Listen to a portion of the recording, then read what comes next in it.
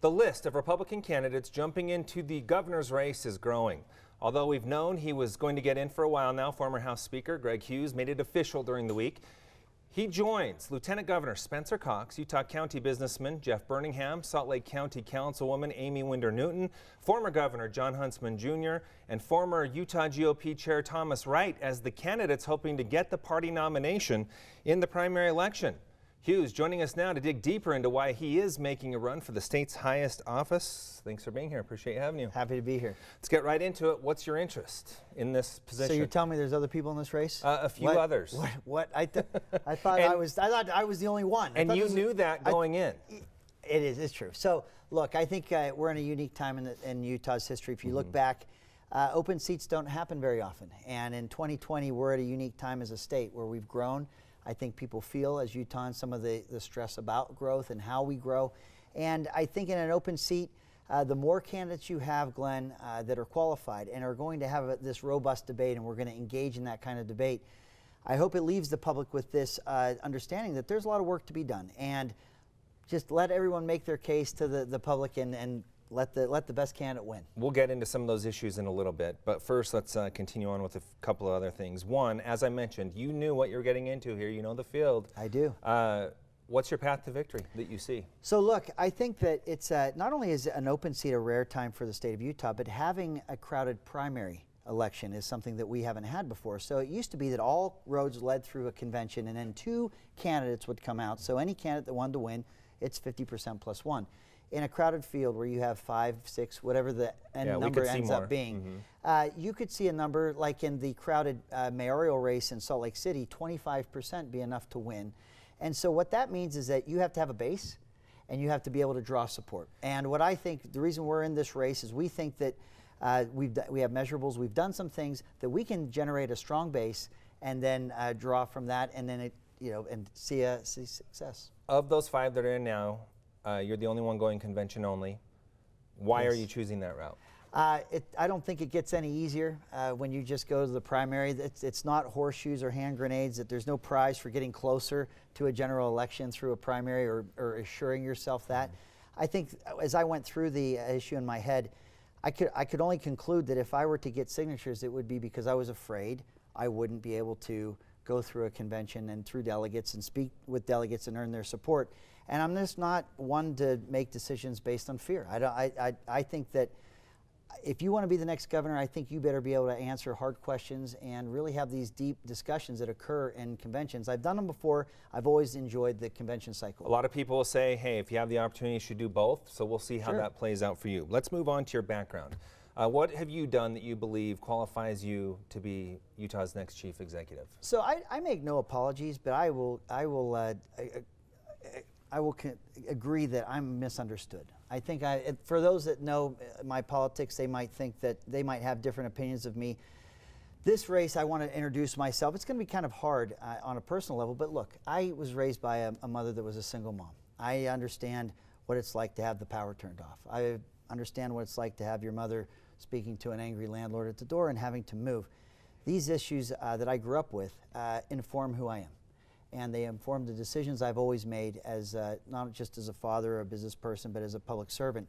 And I think that perspective has, when it brought me to the legislature, I think that those are the types of things that I brought and that we had deliverables and measurables, Glenn, on issues that really seemed that no one could really find any traction for. That's the kind of heavy lifts that I think this next governor is going to be required to do. When you talk about people misunderstand you, I want to get into that a little bit more. Yeah. During your time on the UTA board, at one point you were on the Inland Port board, but you resigned. Yes. People see that and perceive some of the things that happened in those areas as maybe sketchy business. Sure. That was a word used during this week by Alliance for a Better Utah after you had a major official announcement. So, answer that question. Sure. Were you involved in sketchy business in those positions? And looking back, is there anything you would have done differently? No, the answer to that is no. We weren't involved in sketchy business. When you talk Alliance for a Better Utah, that is a left-leaning, that's a left-of-center organization from Progress Now. That's the national group. That's almost a badge of honor. When they're shooting at you, there's a reason. Here's the issue. Just to mention, though, I have seen some Republicans say that too, and I think that's something you're going to have to deal with in this campaign. And it's fine. I would argue this. When you do difficult things, when you rattle the status quo, when you take on hard issues, it's hard. There's adversity, and there are critics. And many people tap into the cynicism the public has about public service or about politics. And so, yeah, I have battle scars and I've had accusations, but here I stand. I feel that I'm a vetted public servant and candidate, and we have not done things, and I would not run for a seat if I thought that there were things like that I was guilty of. I don't know what the interest would be. So we're going to hear those kinds of attacks, but I'm going to tell you, if someone's attacking and talking about another candidate, they must not have a very strong case to make to the public. It is an open seat. I think the best case made to the public about the issues that matter to Utahns should carry the day. Let's move on to some of the big issues of the day. Let's start with growth. That's a huge one. We take a look at the population. It's exploding. A lot of issues with it. As governor, how do you handle that issue? So first you got to know what the issues are, and I think that that's not just going to happen overnight. So I think that the experience that I've had, and being the Speaker of the House but being in the legislature for 16 years, we understand that growth means your transportation and how we get around. We know that means the water. You turn on the water in the morning. That's not magic, and it's not a thing we should just assume. There's a lot of people that work every day very hard to make sure that we have water, and because we're a growing state. So water infrastructure is critical. Our emerging workforce. I'm a dad. I have kids that are going through college. I want my children to live near me. Hopefully they will. What if the cost of living continues to increase that prices this emerging workforce out of our state? Yeah, I'm very concerned about that as a father myself. That's right, and that's not a candidate or a reporter. That's as parents. Right. Those are issues that we have to start talking about more broadly. All I know is this, and I knew this as a public servant. There's no static here in the state of Utah. You're either slipping backwards or you're moving forward, and so the economy's changing. Things change. It's growing. These are conversations that a governor has to have with the state at large so that we know what those issues are that we're going to have to confront. Okay, we've got to move on. Starting to run out of time here. Tax reform. The bill that was just passed in the special session, would you have supported that and signed that? Yeah, it's a tough bill, and it's the problem I see with that bill. Look, I'm a supply sider. If we're leaving more money in the homes and the households of those that are working, I think that's good, and I absolutely support that. The problem with this, as I see it now that I'm out of the legislature watching from the cheap seats, is that it's called by its very name, the legislative tax reform. You need a governor. Or if you're talking federally, you would need a president, where you hear about the Reagan tax cuts, or the Huntsman, who's another candidate, that tax reform. You need the bully pulpit and what comes with the governor to make sure that the public understands what these things are. The legislative branch by number is great for the heavy lifts, but without the understanding of the public, I can see and understand why people are hesitant about it. So would you have signed that bill as governor?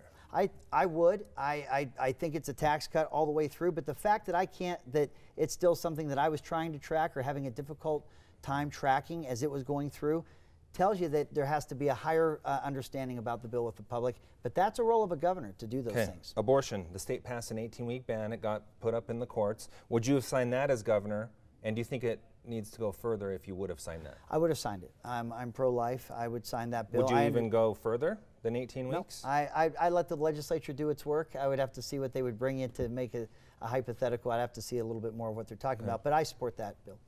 Conversion therapy. We saw that play out during the legislative session, and it ended up as an administrative rule. Do you like that route? Was that the way to go there? No, I think it should be a statute. I think that there was the opportunity, and it should be done in state law. I think it's stronger that way. I think it's not subject to change. And you would support a statute, state law, that bans conversion therapy for minors? I would. Okay. And I think that people have talked past each other on that issue. I think there's more agreement there than what maybe has been thought of. Okay, got about 30 seconds. Public lands. Do you support what President Trump did with Bears Ears and Grand Staircase? Not only do I support it, I asked for it. I came off the dais and ran the resolution asking the president to consider that. So absolutely. All right, we will. This is a fascinating governor's race, I have to say that. And we will be following it all along the way. We appreciate your time, and we'll be watching as the race unfolds. Thanks so much for being here. Look forward to it. Thank you, Glenn. All right, still.